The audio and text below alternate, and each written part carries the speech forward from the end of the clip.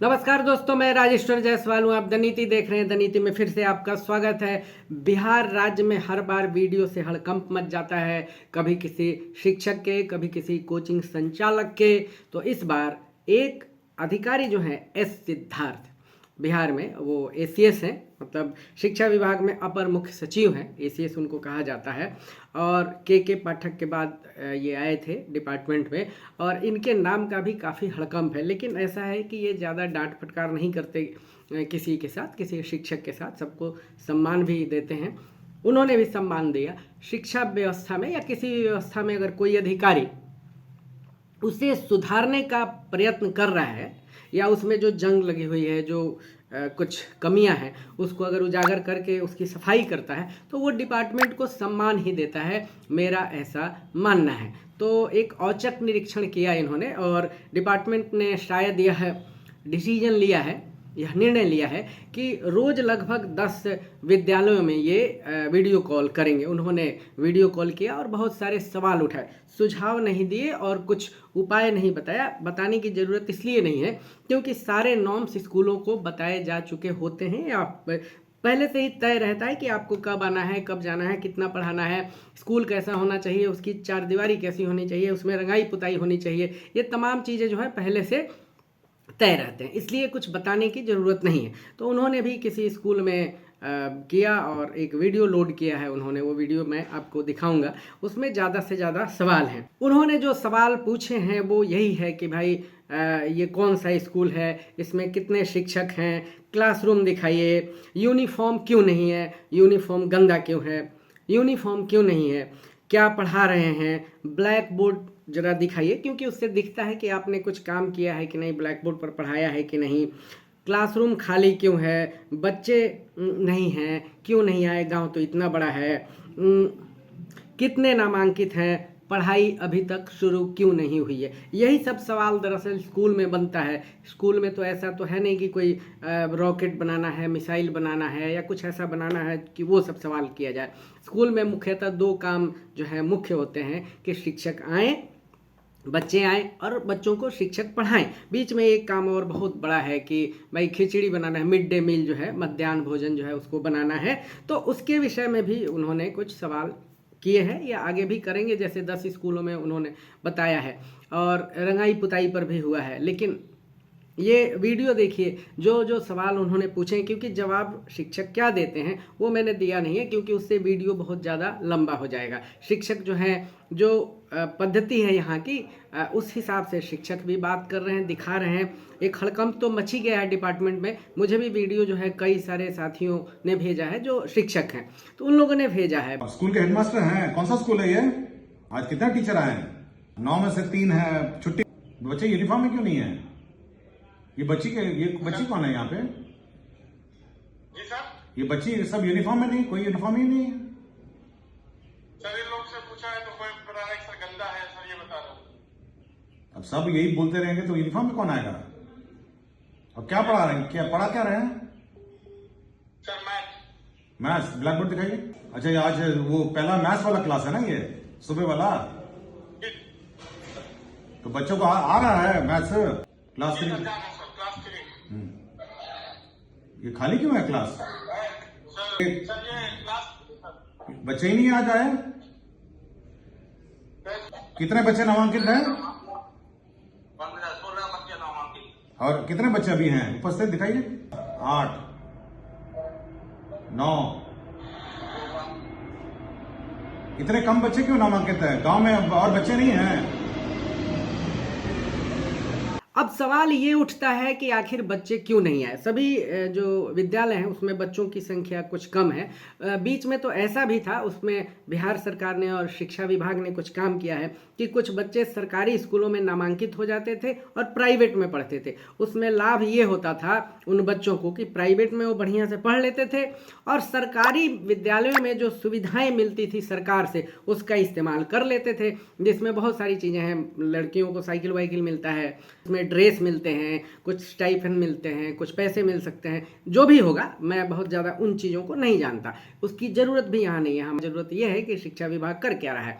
तो उन सुविधाओं की प्राप्ति उन बच्चों को हो जाती थी और गार्जियन को कुछ लाभ हो जाता था। दरअसल एक तरह से ये लालच है, जो माता पिता हैं उनका ये लालच है कि वो प्राइवेट में पढ़ा रहे हैं और सरकारी विद्यालयों को गाली दे रहे हैं।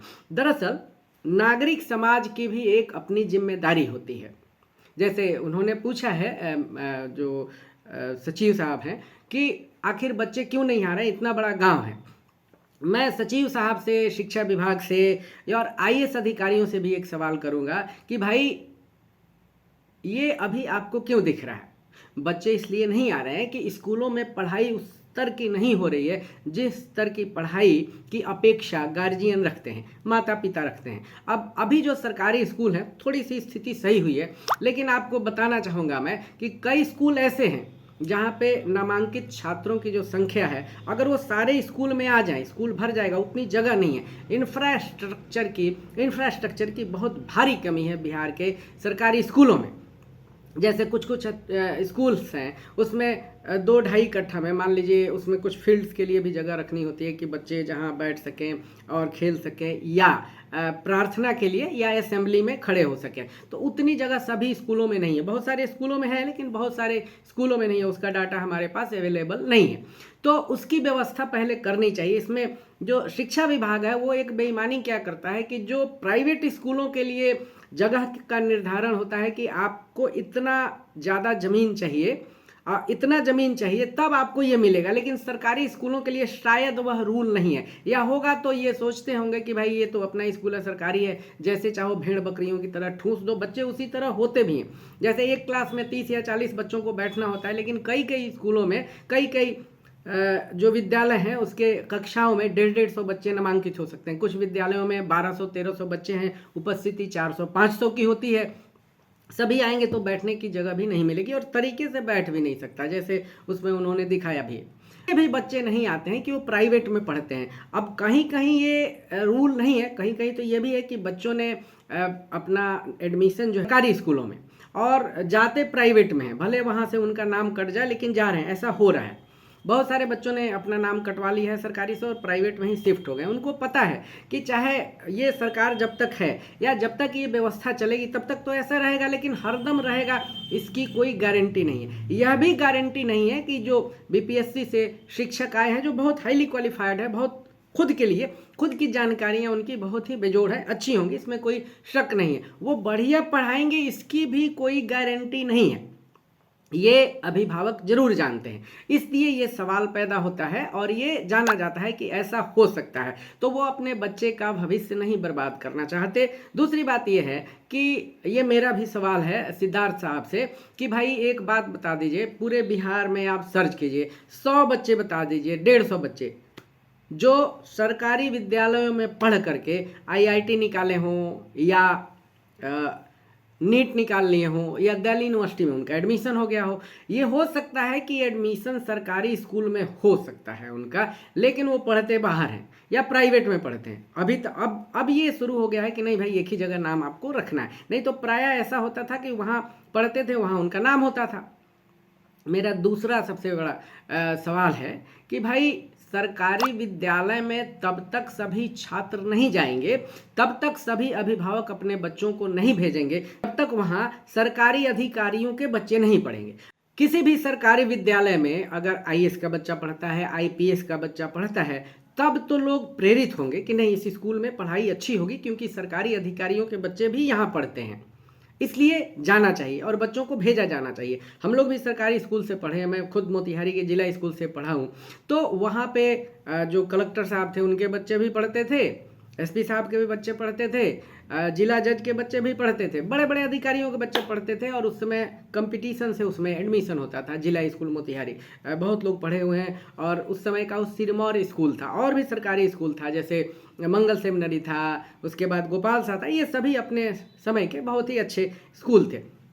बट वहाँ बच्चे शिक्षकों को भी लगता था कि बढ़िया से पढ़ाया जाना चाहिए, जो स्थिति अब नहीं है। इसलिए अब लोग अपने बच्चों को वहाँ कम से कम भेजना चाहते हैं, लेकिन बहुत लोग जो हैं उनके पास उतने पैसे नहीं होंगे क्योंकि प्राइवेट स्कूल जो हैं उनके भी बहुत नाटक हैं। एक तो वो जम के पैसा लेते हैं, ऐसा नहीं है कि मोतिहारी, बेतिया या बिहार के किसी भी स्कूल में जो बढ़िया प्राइवेट स्कूल है या साधारण भी है, वहाँ पे उसका फ़ी जो है दिल्ली से या कोलकाता से या लखनऊ से कम है, ऐसा बिल्कुल नहीं है। ठीक है, अगर कम होगा तो यहाँ पे लागत भी कम है। मान लीजिए दिल्ली में किसी शिक्षक को जो प्राइवेट स्कूल में 40-45 हज़ार मिलता है, तो यहाँ 12-15-20 में निपटा दिया जाता है।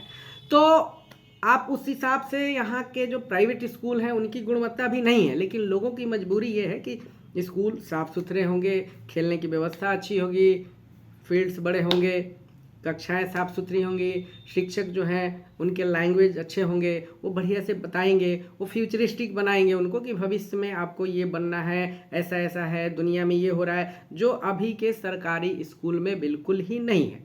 हाँ, कुछ अपवाद हो सकते हैं कि सामान्य घरों के बच्चे भी या गरीब घरों के बच्चे भी थोड़ा प्रेरित हों, बहुत मेहनती हों, तो वो हज़ारों में 1-2 की संख्या हो सकती है, लेकिन इसका सामान्यीकरण नहीं किया जा सकता। जो एसीएस साहब हैं, एस सिद्धार्थ साहब, उन्होंने लास्ट में एक सवाल पूछा है कि आखिर पढ़ाई कब से शुरू होगी। जनाब, पढ़ाई तब से शुरू होगी जब से आपके बच्चे, आपके बेटे बेटियां, आपकी जो पोते पोतियां हैं वो इन स्कूलों में पढ़ने लगेंगे। पढ़ाई तभी से शुरू होगी। सिद्धार्थ साहब, आपने व्यवस्था बढ़िया की है, अच्छा चला रहे हैं आप, अच्छा बना रहे हैं, ठीक है, लेकिन स्कूलों में बहुत सारी अभी कमियां हैं जिसको सुधार करने की ज़रूरत होगी। मिड डे मील की अगर बात करें तो उसमें जो महिलाएं बनाती हैं खाना, या जिनको भी ये प्रभार दिया गया है उनको कितना पैसा दिया गया है देख लीजिए, 5-6 घंटे से कम नहीं लगता है कि क्या उनके लिए ये पैसा पूरा पड़ता है। दूसरी बात है उसमें कट राशि कितनी जाती है, ऊपर तक पहुँचता है, सब लोग बताते हैं। तो उसके लिए आप क्या व्यवस्था कर रहे हैं। रंगाई पुताई की बात की है कि आपने सफाई क्यों नहीं है, यहाँ पे रंगाई पुताई नहीं हुआ है, सफ़ेदी नहीं हुई है, तो वो भी देखना चाहिए। स्कूल में, ग्रामीण स्कूलों में जो सचिव बनाए जाते हैं तो आप देख लीजिए उसमें कितने गंवार भरे पड़े हैं। उसमें जो मुखिया के, सरपंच के या जो भी गांव के दबंग होते हैं वो चले जाते हैं। उसमें बहुत सारे तो निरक्षर भी हो सकते हैं या अंगूठा टेक हो सकते हैं या किसी भी तरह मैट्रिक पास हैं, ग्रेजुएट हैं, उससे बात नहीं है। उनका विजन कितना ज़्यादा है, उनकी जो दृष्टि है शिक्षा के प्रति वो कैसी है, वो देखना पड़ेगा, तब पढ़ाई शुरू होगी। सिद्धार्थ साहब, मित्रों, अगर आपको हमारा ये वीडियो ठीक लगा तो आप लाइक कीजिए, शेयर कीजिए, कमेंट कीजिए, और द नीति को देखने के लिए धन्यवाद दोस्तों।